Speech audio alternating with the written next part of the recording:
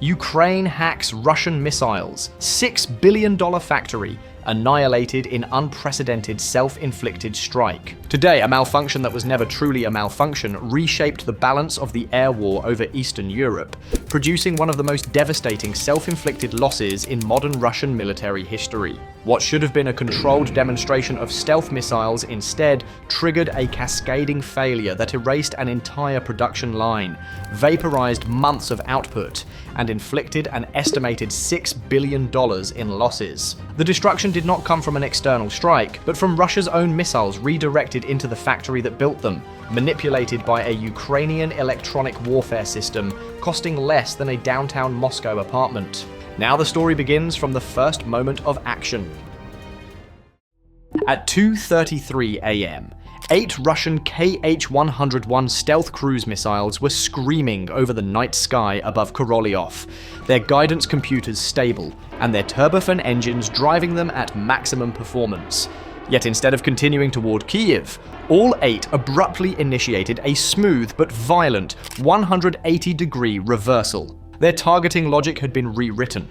A deviation of even a single degree would have sent them into sleeping residential blocks, but if the manipulation held, Russia was seconds away from striking its own premier missile assembly complex.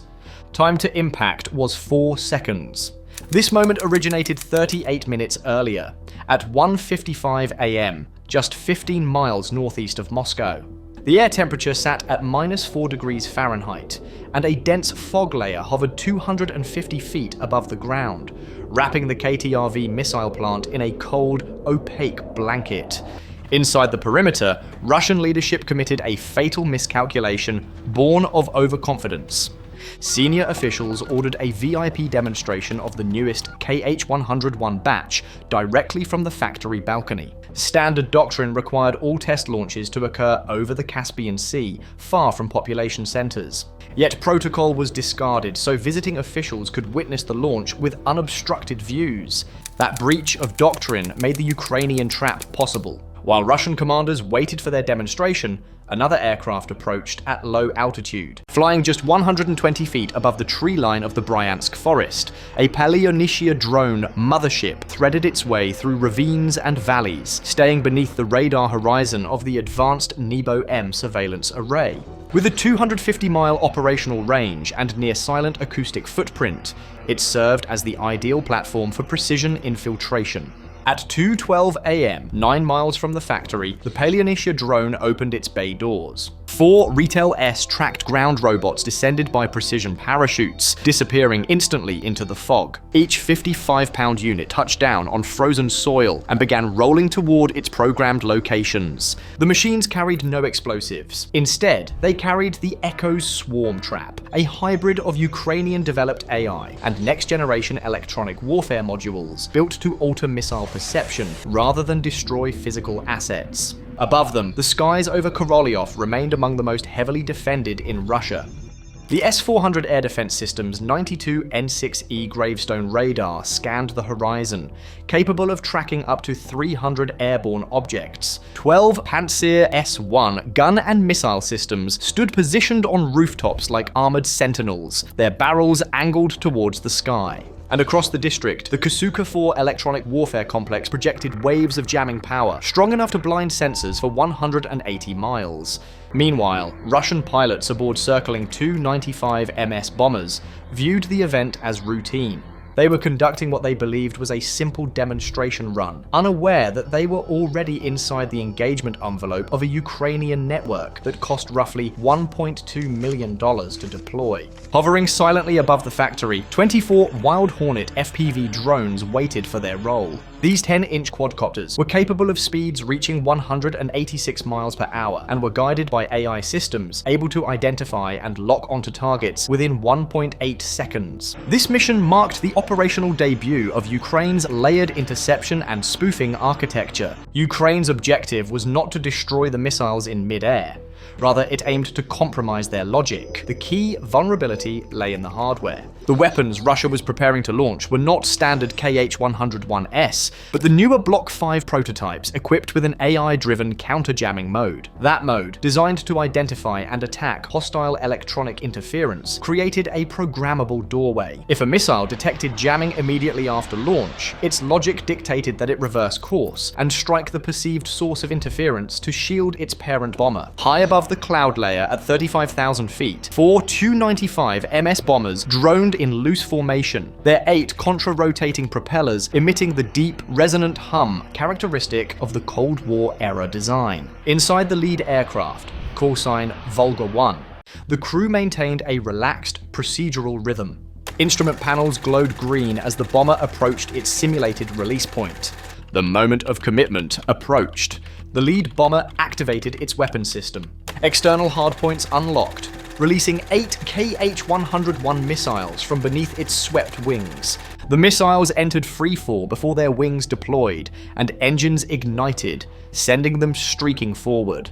That ignition was the precise trigger Ukraine awaited. In a Kyiv bunker, Echo unit operators monitored spectral analyzer screens for the brief electronic handshake that the bomber transmitted to its missiles during final target data upload.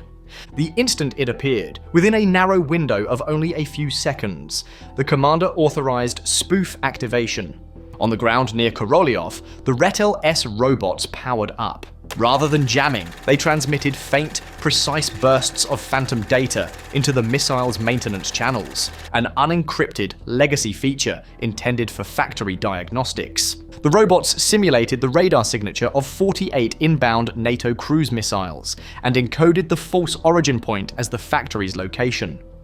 The KH-101S, still in acquisition mode, absorbed the deception fully.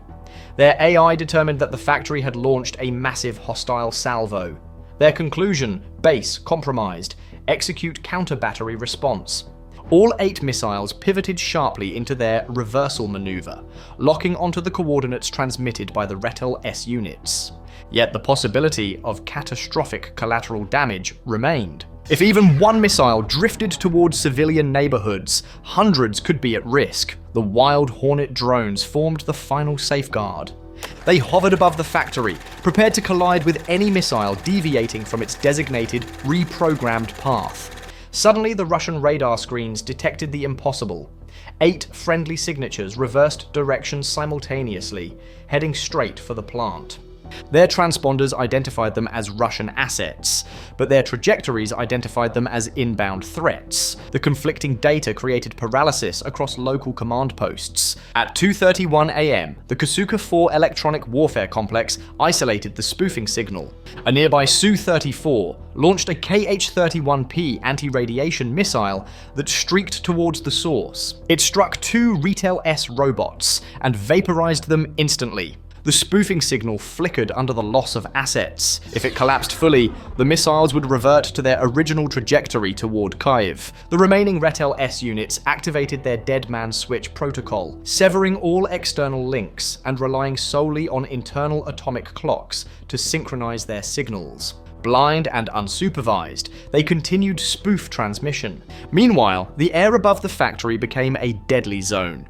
Pantsir S-1 batteries opened fire, their 30mm autocannons producing a continuous tearing roar. In 11 seconds, 5 Wild Hornet drones were shredded by tungsten fragmentation. The remaining 19 dropped altitude to navigate the turbulent air currents near the smokestacks. At 2:33 a.m., the first missile entered the perimeter. One KH-101, weakened structurally by its abrupt turn, suffered a hydraulic failure and drifted 4.2 degrees off its corrected path. Its seeker identified the thermal signature of a residential block half a mile east of the factory. The Wild Hornet swarm executed its interception algorithm automatically. 6 drones surged towards the predicted intercept point. The first 2 were deflected by shockwaves. The third impacted the missile's fuselage, but failed to penetrate. The 4th and 5th aimed for the missile's vulnerable intake and stabilizer. One drone's battery was sucked into the turbofan compressor, causing a catastrophic stall, while the other detonated a shaped charge against a control surface.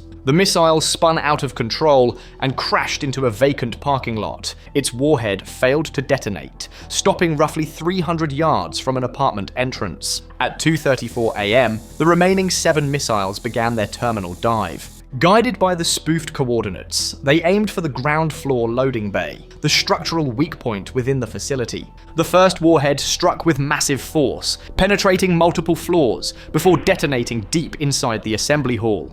A roar of pressure expanded through the building.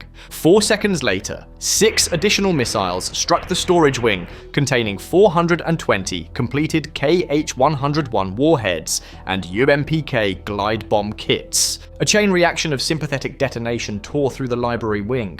A fireball rose 800 feet into the night sky, registering as a magnitude 3.2 seismic event in Moscow. Steel girders twisted like wire. Concrete vaporized. Roof-mounted Pantsir units were thrown aside like debris. Sensitive Kasuka 4 antennas miles away were stripped by the blast wave.